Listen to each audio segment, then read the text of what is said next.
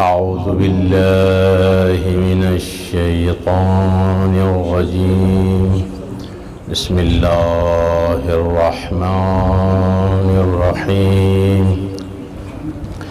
الحمد لله رب العالمين بارئ الخلائق أجمعين باعث الأنبياء والمرسلين، ثم الصلاة والسلام على سيدنا ونبينا وحبيب قلوبنا وطبيب نفوسنا وشفيع ذنوبنا العبد المؤيد المحمود الأحمد المصطفى الأمجد مولانا مولى الثقلين جد الحسن والحسين أبي القاسم مصطفى محمد.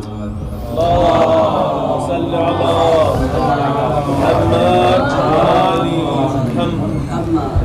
وعلى أهل بيته الطيبين الطاهرين المعصومين المنتجبين الذين أذهب الله عنهم الرجس وطهرهم تطهيرا. صلى على محمد. واللعنة الدائمة على أعدائهم أجمعين من أول يوم عداوتهم إلى قيام يوم الدين.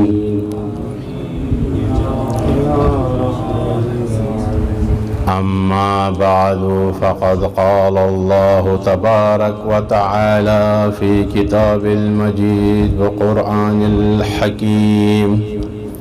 بسم الله الرحمن الرحيم. ولا تكونوا كالذين نسوا الله فأنساه أنفسهم أولئك هم الفاسقون. صلوات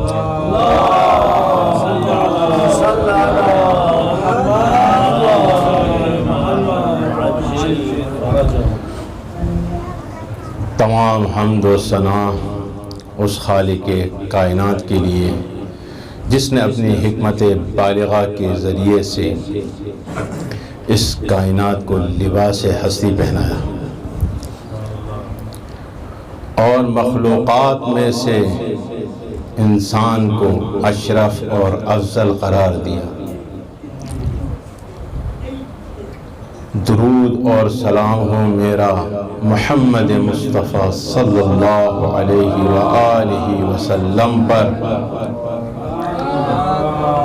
اور ان کے ولی علی مرتضیٰ پر، بالخصوص امام زمانہ عجل اللہ تعالی فرجہ الشریف پر. درود اور سلام ہو میرا فاطمہ زہرا سلام اللہ علیہا پر، جن کی نورانی شخصیت کی شناخت ہمارے لیے ممکن نہیں بلکہ ناممکن ہے.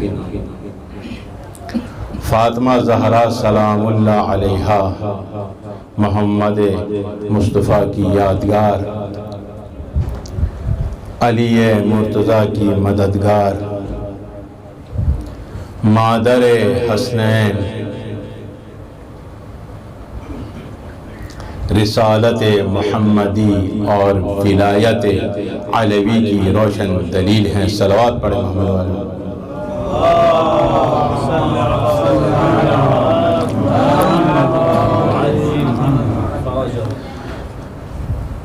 ادب کا تقاضا تو یہ تھا کہ کوئی بزرگ شخصیت آتی اور ممبر پر آ کر اپنے نصائح اور بہترین معلومات سے اس مجلس نورانی کو اور بھی پر نور کرتی. بندہ حقیر مشہد میں تھا، اور مشہد میں جاتے ہی دوسرے دن تھوڑا سا مریض ہو گیا تھا. تو وہ مریضی کی کیفیت تھوڑی سی ابھی باقی ہے. باقی کیونکہ امر کیا تھا تو امتثال امر کی خاطر کچھ معروضات آپ کی خدمت میں پیش کر کے اپنی مجلس کو تمام کروں گا. صلوات پڑھیں محمد و آل محمد.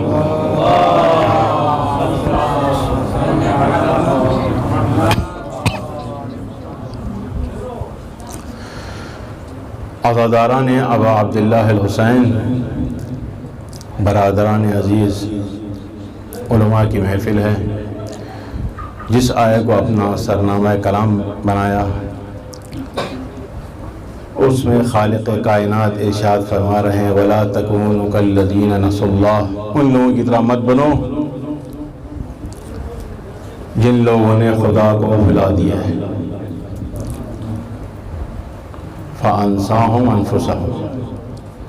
اگر ایسا ہو تو فَأَنْسَاهُمْ أَنفُسَهُمْ، تو وہ لوگ اپنے نفس کو بھی جو ہے بھول جائیں گے. اولئک هم الفاسقون، تو وہ لوگ فاسقوں میں سے جو ہے قرار پائیں گے.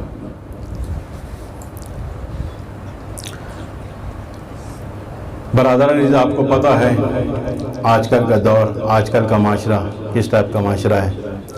معاشرہ جو ہے کس زبوں حالی کا شکار ہے، کتنا گمراہی کی طرف جا رہا ہے، تباہ و بربادی کی طرف جا رہا ہے.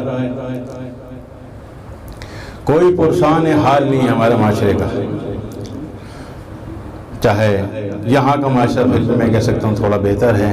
پاکستان کے اگر آپ معاشرے میں جائیں تو واقعی عجیب و غریب سی کیفیت آ رہی ہے وہاں پہ. میں ایک سال وہاں پہ رہا اور واقعی ایک عجیب سی فضا وہاں پر حاکم ہے.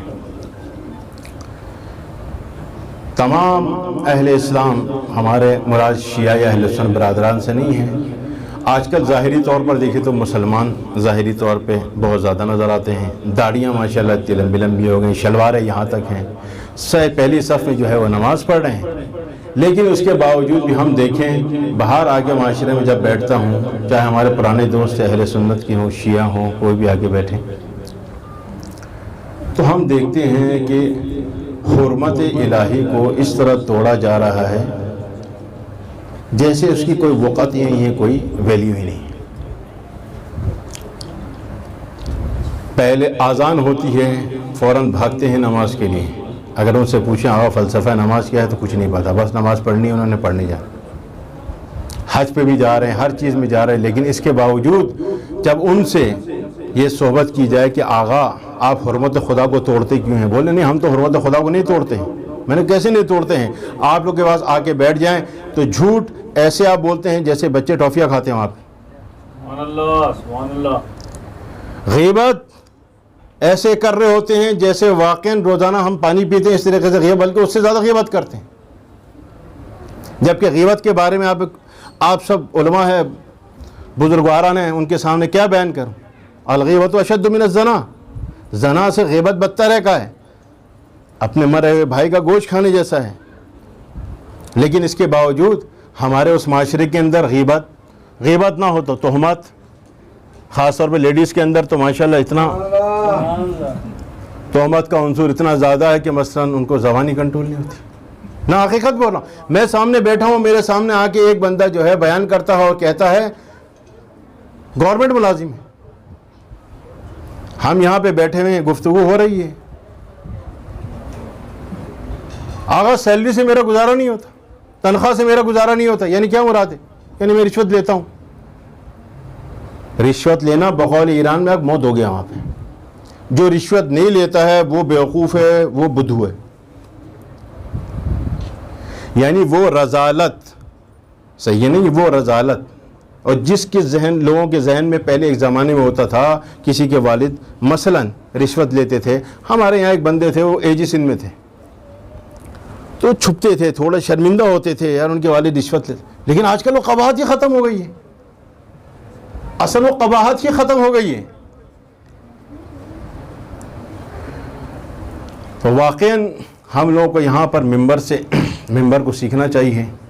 حصول علم کو جو ہم نے حاصل کیا ہے اس کو اچھے انداز میں ہمارے پاس توانائی ہونی چاہیے بیان کرنے کی، اس کو اچھے انداز میں لوگوں تک پہنچائیں، کیونکہ جب تک وہاں پر صحیح ہے آپ اس خطابت کے رموز سے آشنا نہیں ہوں گے، صحیح ہے نا، فصاحت و بلاغت سے آشنا نہیں ہوں گے، لوگ آ کے آپ کے مجلس میں بیٹھنے پسند نہیں کرتے ہیں، چاہے جتنا بھی بڑا بھی عالم دہر ہو۔ اب واقعاً پاکستان کے اندر چلیے ہیں، بہترین ترین عالم ہے، گفتگو کرنے آئے گا، وہاں پر 8 یا 9 نفر سے زیادہ آپ کو افراد نہیں نظر آئیں گے، لیکن ایک خطیب کو بلا لیں جو بقول اس کے جو ہے لوگوں کو 2 انچ زمین سے اوپر اٹھا کے رکھتا ہو، آپ دیکھیں وہاں پر ہزاروں کا مجمع کس طریقے سے جو ہے نعرے لگا رہا ہوتا ہے۔ میں نے جس آیا کو اپنا سرنامہ کلام بنایا تھا، اس میں نے آپ سے کہا اور میرا اشارہ بھی اسی طرف تھا کہ آج میں اپنی جو گفتگو کرنا چاہتا ہوں وہ ہے کیا ہے؟ نصر اللہ۔ میری شاہد مثال کس چیز کے اندر ہے؟ نصر اللہ۔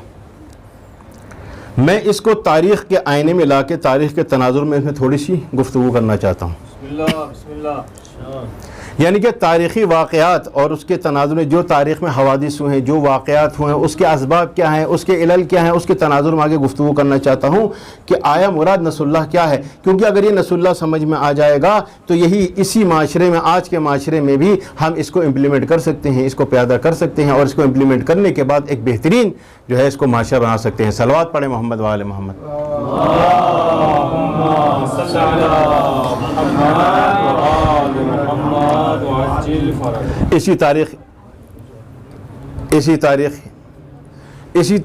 یعنی انہی میں سے اگر ایک آپ واقعہ دیکھیں، ایک حوادث دیکھیں جو پیش آیا ہے تاریخ کے اندر، وہ ہے کربلا کا واقعہ۔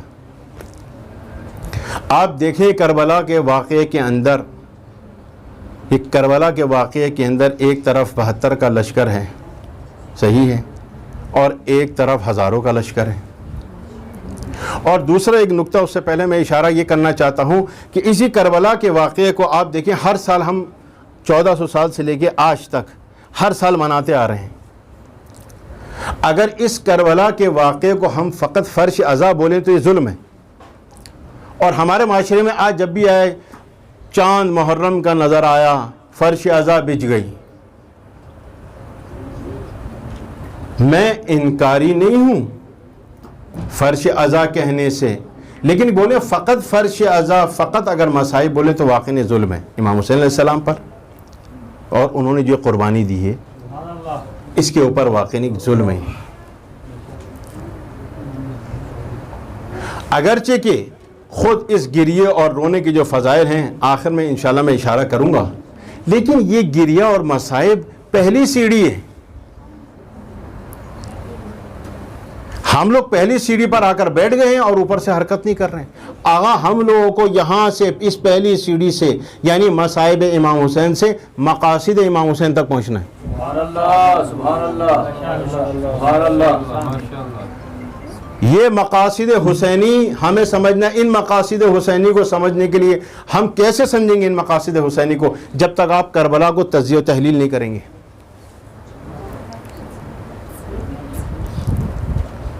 اس وقائع کے اندر اگر دیکھا جائے تو تربیتی عنوان سے، سماجی عنوان سے، سیاسی عنوان سے، ہر پہلو سے اگر آپ دیکھا جائے تو وہاں بیان کیا گیا ہے۔ یہ جو کربلا کا واقعہ ہے، یہاں پر جب ہم دیکھتے ہیں، اور اس نقطے کی طرف جب میں نے اشارہ کیا کہ ہمیں فقط مصائب پہ نہیں رکنا بلکہ مقاصد تک بھی پہنچنا ہے، اسی تناظر میں آ کے میں نے آپ سے کہا تھا، تاریخی واقعات میں جب ہم نے دیکھا کہ اس طرف لشکر حسین ہے جہاں پر 72، اس طرف ہزاروں کا مجمع، آخر یہاں پر کیا اسباب ہیں، کیا علل ہیں؟ خدایا اگر ادھر دشمنوں سے بھی پوچھیں، اگر آج سوال کیا جائے، دشمنوں سے سوال کیا جائے کون حق پر ہے، یہاں سامنے والا دشمن کہے گا حسین حق پر ہے، حسین برحق ہیں، حسین معدن الرسالہ، حسین طہارت کی معراج، حسین جیسا اس وقت روئے کائنات پر کوئی نہیں، سب ماننے کو تیار ہیں وہ لوگ، لیکن اس کے باوجود بھی مخالف میں ہے حسین کے. اس کے اسباب کیا ہیں؟ اس کی وجوہات کیا ہیں؟ کیوں ہے؟ اس لیے یہ کیوں ایسا ہے؟ بولیں گے تو خود بتائیں گے یزید فاجر بھی ہے، فاسق بھی ہے، اور یہ ایسی بات نہیں، علناً شارب الخمر ہے.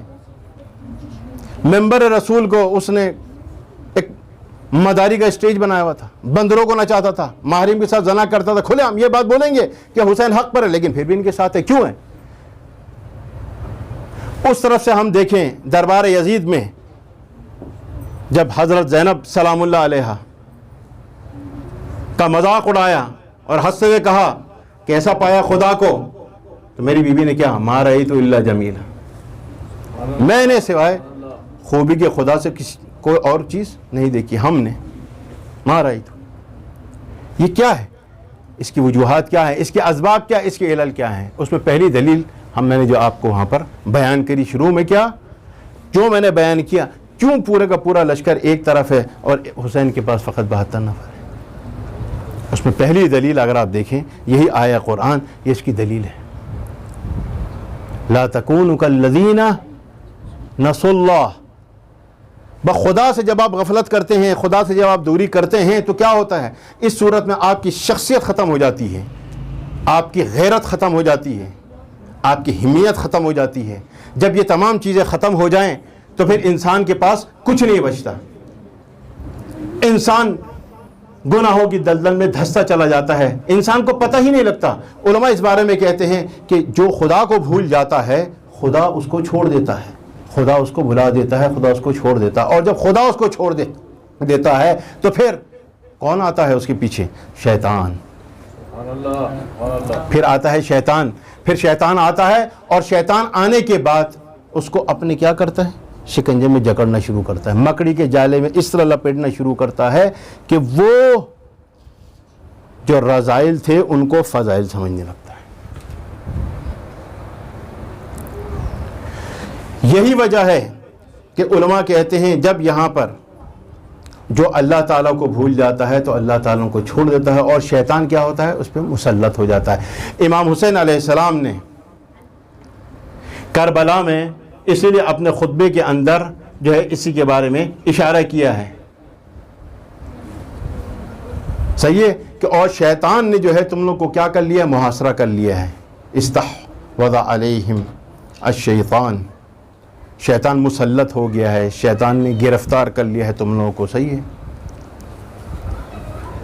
اور تم لوگ جو ہے خدا کے ذکر کو بھول گئے ہو.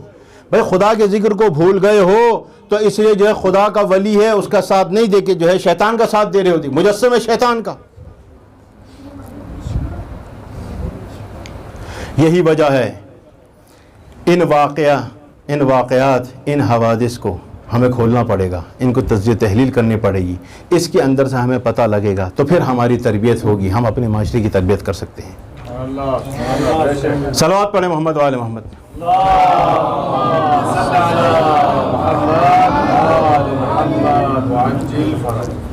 عمر سعد ملعون کو کون نہیں جانتا ہے؟ مصداق اتم اس طریقے سے کہ عمر سعد ملعون کربلا میں پہنچنے کے بعد اس نے پانی بند کروا دی. امام حسین علیہ السلام نے بھی کئی بار گفتگو کی، سمجھانے کی کوشش کی، اس کے سمجھ میں نہیں آیا. آپ کو ایک قصہ جو ہے ایک یہاں پر بیان کر رہا ہوں.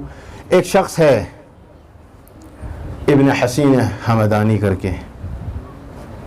ابن حسین حمدانی مولا کے لشکر میں ہے. مولا وہ کہتا ہے کہ مولا میں اس کے قبیلے کا ہوں، اجازت دیں جائیں، میں اس کو سمجھاتا ہوں، شاید مان جائے، شاید اس کی سمجھ میں آ جائے. مولا فرماتے ہیں کہ یہ نہیں سمجھے گا، لیکن پھر بھی کہتے ہیں تمہیں اجازت دی، جاؤ، جا کر اگر سمجھا سکتے تو سمجھا دو.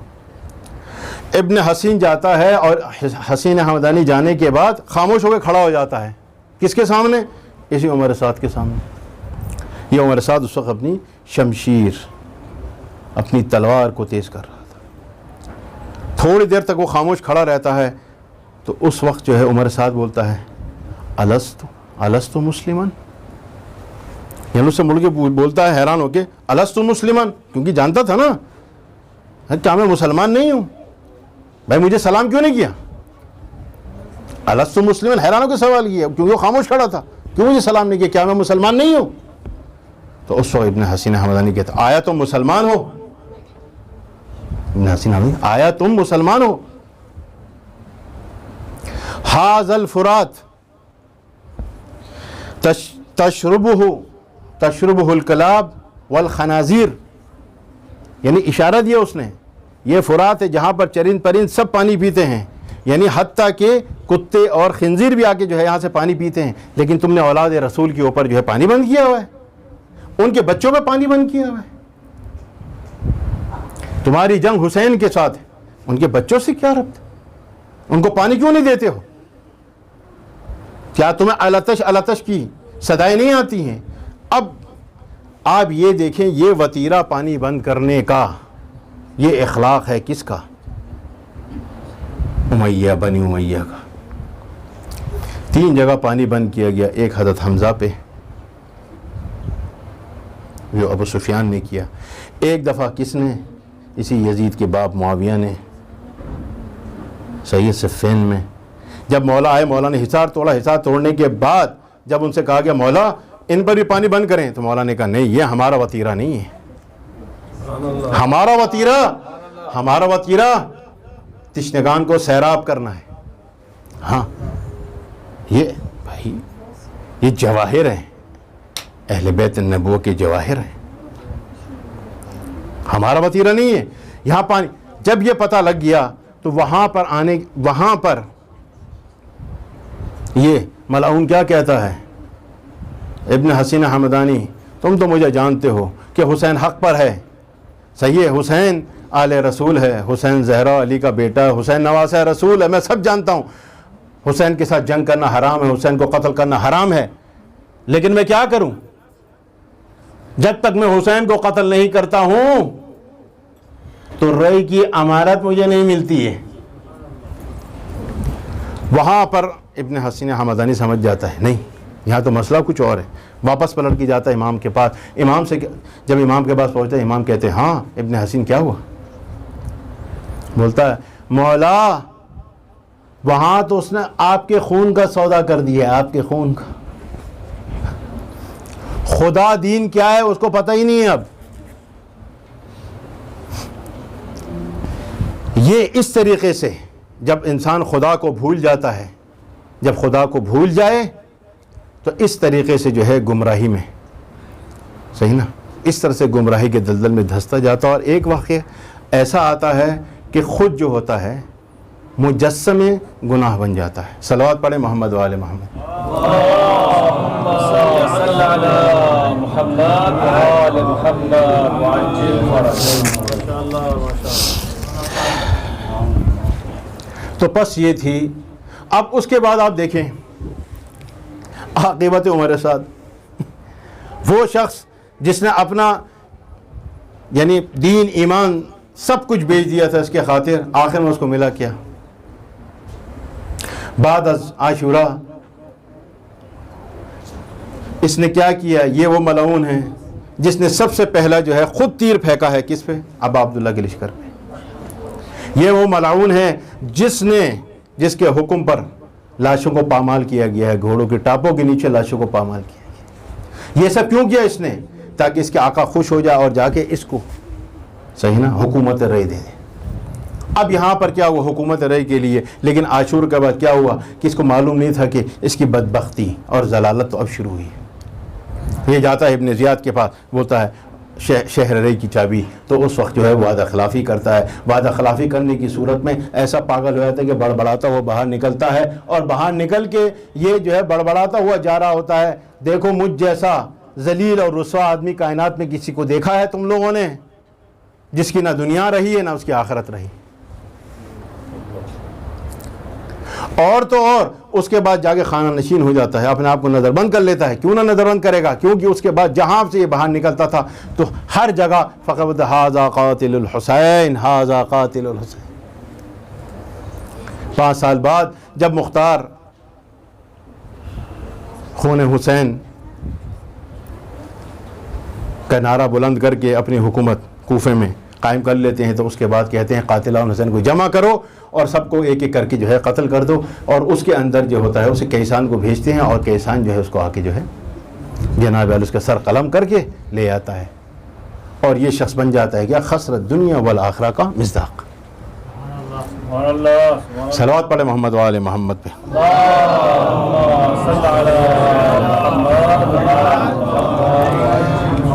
ہاں عزیزان محترم، بس یہاں سے سمجھ میں آتا ہے کہ فرصتیں سب کے لیے موجود ہیں۔ عمر سعد کے لیے بھی فرصت تھی، وہ چاہتا تو مولا حسین کے لشکر میں شامل ہو جاتا حر کی طرح اور کامیاب ہو جاتا، دنیا اور آخرت دونوں میں کامیاب ہو جاتا۔ انت حر فی الدنیا والآخرہ کی طرح، جس طرح مولا نے کہا مولا اس کو بھی کامیاب، لیکن کیا ہوا؟ حب الدنیا لالا اجتماع، اس نے کیا کہ اس کی آنکھوں میں پٹی باندھ دی، جس کی وجہ سے وہ خسرت دنیا والآخرہ کا مصداق بن گیا۔ ہم سب کے لیے بھی یہی ہے، زندگی میں ہم لوگ کو فرصتیں ملتی ہیں، اچھی فرصتیں، اور فرصت کے بارے میں دیکھیں مولا علی کا فرمان بھی موجود ہے، الفرصت تمر مر السحاب، فرصت ایسی ہے جیسے ہوا کا ایک جھونکا ہے نا، سب چلا آتا ہے۔ کیا کہتے ہیں؟ ایک ایک لمحے سے استفادہ کریں۔ آج ہم یہاں پر بھی موجود ہیں، ہم اس سے ایک ایک لمحے سے استفادہ کریں، تلاش کریں، کوشش کریں، حصول علم کو حاصل کریں، حصول علم کو حاصل کرنے کے بعد جا کے اپنے معاشرے میں اسی علوم آل محمد کو بے درجہ احسن جو ہے اس کی تبلیغ کریں۔ اسی لیے مولا انہی فرصتوں کے بارے میں ہمارا مولا علی علیہ السلام ایک اور جگہ فرماتے ہیں اور کہتے ہیں ان اللیل والنہار یعملان فیک فاعمل فیہما یا فخذ منہما، دونوں میں سے آپ، یعنی کیا؟ رات اور دن آپ لوگوں کے اوپر عمل کرتے ہیں۔ کیا مراد ہے عمل کرتے ہیں؟ یعنی دن آتے ہیں، رات آتی ہیں، چلی جاتی ہیں، عمر گزرتی چلی جاتی ہے، یعنی بندہ اسی طریقے سے ختم ہو جاتا ہے، تمام ہو جاتا ہے۔ تو بولتے فعمل فیہما، تم ان میں عمل کرو، یعنی کیا مراد ہے؟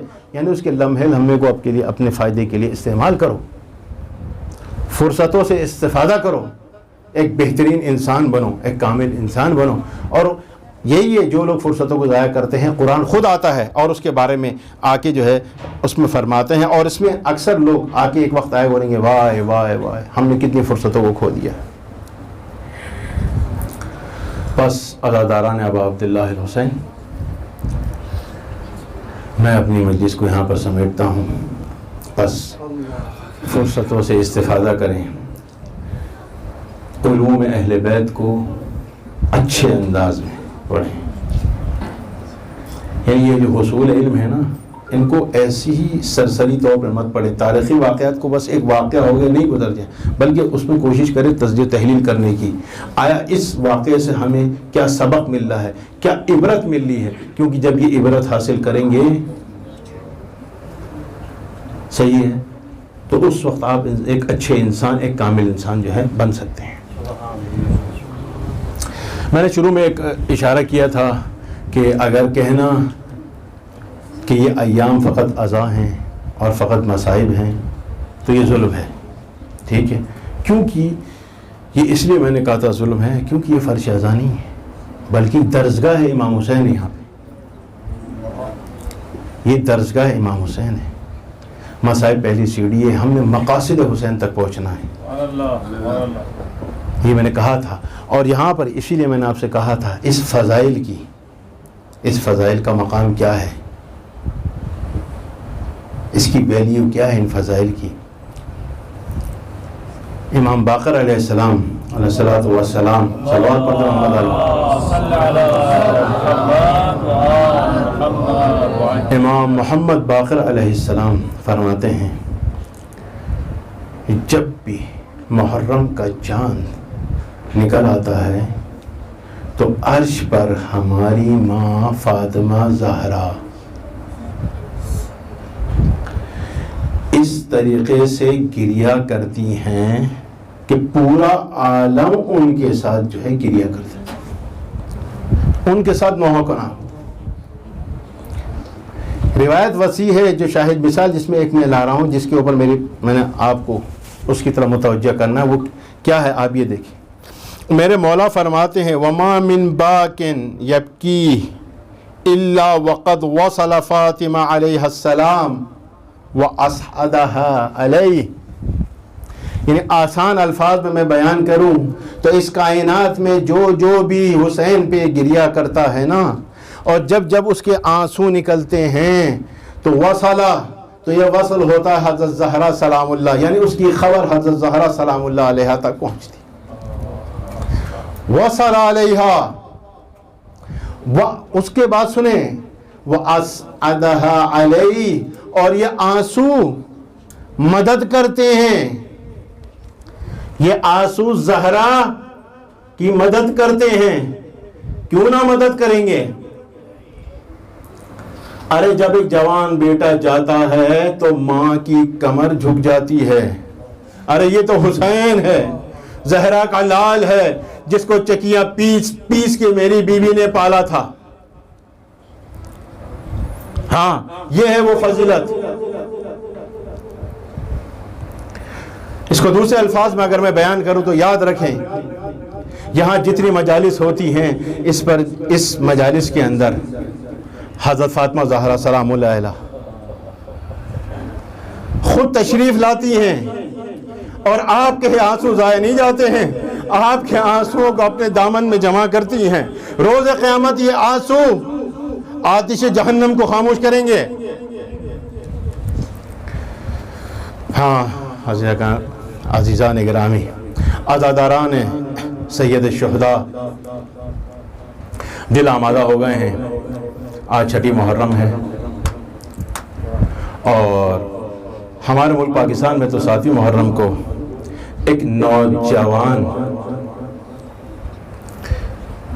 نوجوان کا شہادت نامہ، اس کے مصائب پڑھے جاتے ہیں.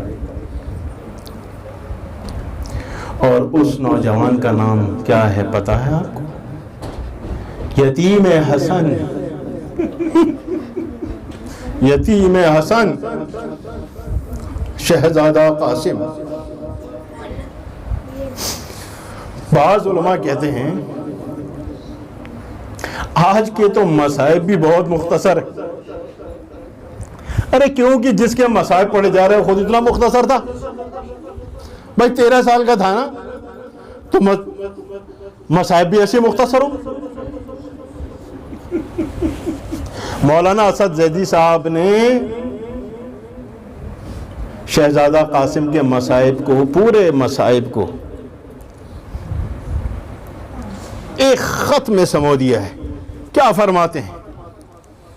اہلیان دل کے لیے کافی، اس کے بعد ضرورت نہیں کہ وہ مصائب سنیں. میں آرام سے پڑھوں گا مصائب، تاکہ آپ لوگ صحیح سے سن سکیں اور جی بھر کے گریہ کر سکیں. کیونکہ آپ لوگوں کو آج گریہ کرنے سے کوئی روکنے والا نہیں ہے، لیکن ایک وقت ایسا تھا جب بچے گریہ کرتے تھے تو کہیں سے تماچے آتے تھے، کہیں سے درے آتے تھے.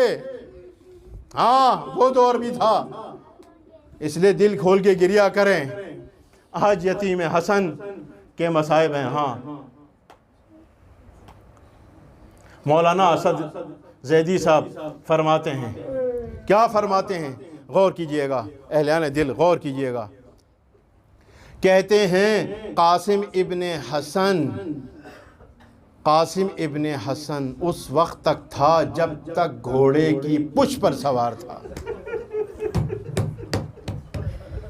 اور عجیب بات کہیے، جب تک گھوڑے کی پشت پر سوار تھا قاسم بن حسن تھا، لیکن جیسے ہی گھوڑے کی پشت سے زمین کربلا پہ گرا، قاسم نہیں تھا، تقسیم ہو گیا تھا.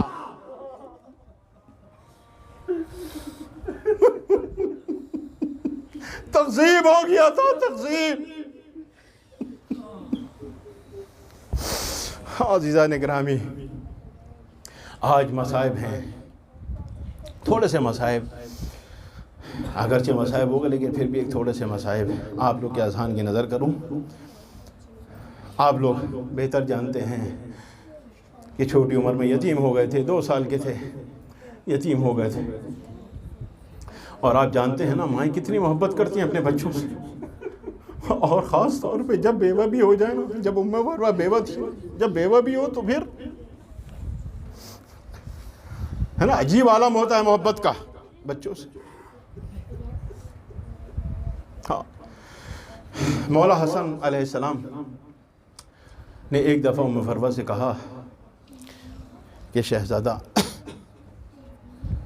جھولے کے اندر ہیں، لاؤ مجھے دیں۔ جب ان کو لا کے دیتی ہیں، اپنے سینے پہ رکھتے ہیں، بوسا کرتے ہیں ماتھے کا، گال کا، ہر جگہ سینے کا۔ بوسا کرنے کے بعد ایک تعویذ نکالتے ہیں اور بازو پر باندھے، چھوٹے تھے نا اس لیے بازو پر باندھے تھے۔ کہتے ہیں ام فروہ جس طرح میرے بیٹے کی حفاظت کرو گی اس تعویذ کی بھی حفاظت کرنا، کیونکہ جب ایک ایسا کٹھن مرحلہ آ جائے اور ایسی مشکلات آ جائیں جس کا کوئی حل نہ نکل رہا ہو تو یہ تعویذ کھولنا، شہزادے کو بولنا تعویذ کھولے اور تعویذ کو پڑھے، انشاءاللہ اس مشکل کا حل موجود ہے۔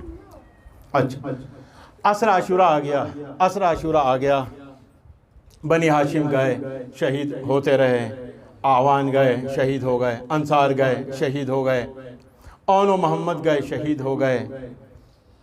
یہ یتیم الحسن چپ چاپ دیکھ رہا ہے۔ یہ بھائی حیدری خون ہے نا، حیدری خون جوش مارا۔ آخر میں گئے چچا کے پاس، چچا اس نے جہاد دیں، میں بھی جانا چاہتا ہوں، اپنی جان کو آپ کے اوپر قربان کرنا چاہتا ہوں۔ میرے مولا نے کیا کہا سننا چاہیں گے؟ دلوں پہ ہاتھ رکھ کے سنیں۔ بولے میرے لال میں تمہیں کیسے اجازت دے دوں، تم میرے امام کی نشانی ہو، تم میرے بھائی کی نشانی ہو، میں کیسے اجازت دے دوں؟ جتنا اصرار کیا مولا نے اجازت نہیں دی۔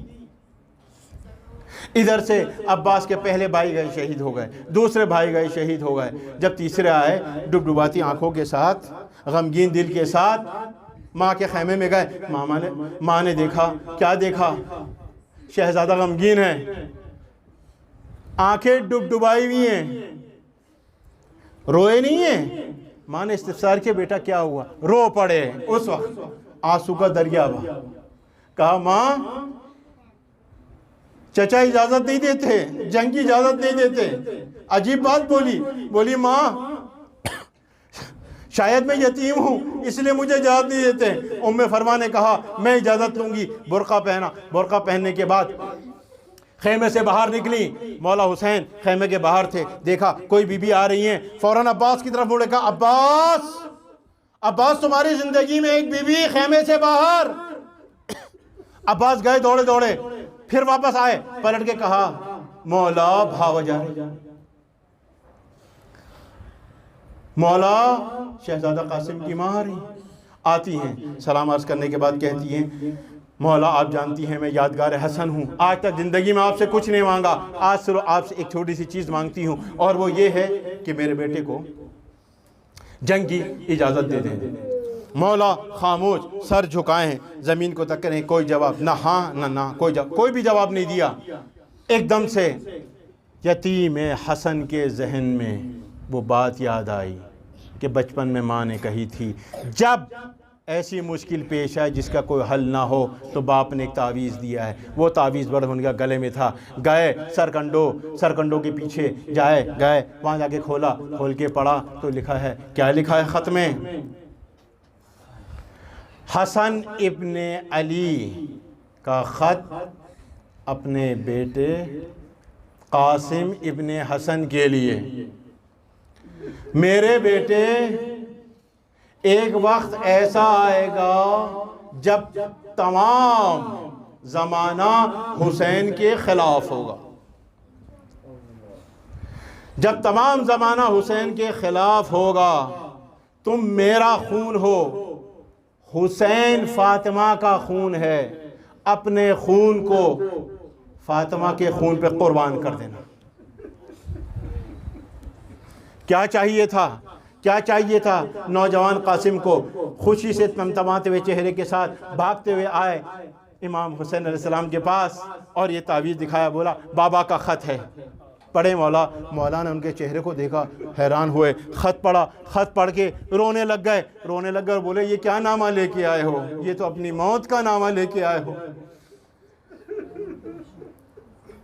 بھائی حسین کو بڑی محبت تھی، حسین نے پالا تھا، 2 سال کی عمر میں یتیم ہوئے تھے، حسین نے پالا تھا، آغوں سے شفقت، اپنے بچوں سے زیادہ محبت کرتے تھے، مجبور ہو گئے، اجازت دے دی، اجازت دینے کے بعد خود انہوں نے، مولا حسین نے شہزادے کو تیار کیا، اور تیار کس طرح کیا؟ امامہ پہنایا، تحت الگ دونوں طرف سے کنارے نکال کے سینے پہ رکھ دیے۔ مجھے نہیں معلوم کیوں رکھا ہے، لیکن بعض یہ کہتے ہیں کہ وہ یہ کہنا چاہ رہے ہیں، اے میرے بھتیجے، جہاد کی اجازت تو دے رہا ہوں لیکن میں تجھے کفن نہیں دے سکوں گا، میں تجھے کفن نہیں دے سکوں گا، یہی تیرا کفن بھی ہے۔ مقاتل کے اندر لکھا ہے، شہزادہ قاسم جب جانے لگتے ہیں جنگ کے لیے، پتہ نہیں ایک وقت آتا ہے مولا آواز دیتے ہیں، قاسم پلٹ کے آتے ہیں، باہوں کو کھولتے ہیں، قاسم کو اپنے سینے سے لپٹاتے ہیں، اتنا روتے ہیں کہ چچا اور بھتیجا دونوں غش کھا جاتے ہیں۔ یہ مقاتل نے لکھا ہے عزاداران۔ جب دونوں کو غش سے تھوڑا افاقہ ہوتا ہے، افاقہ ہونے کے بعد مولا رخصت کرتے ہیں۔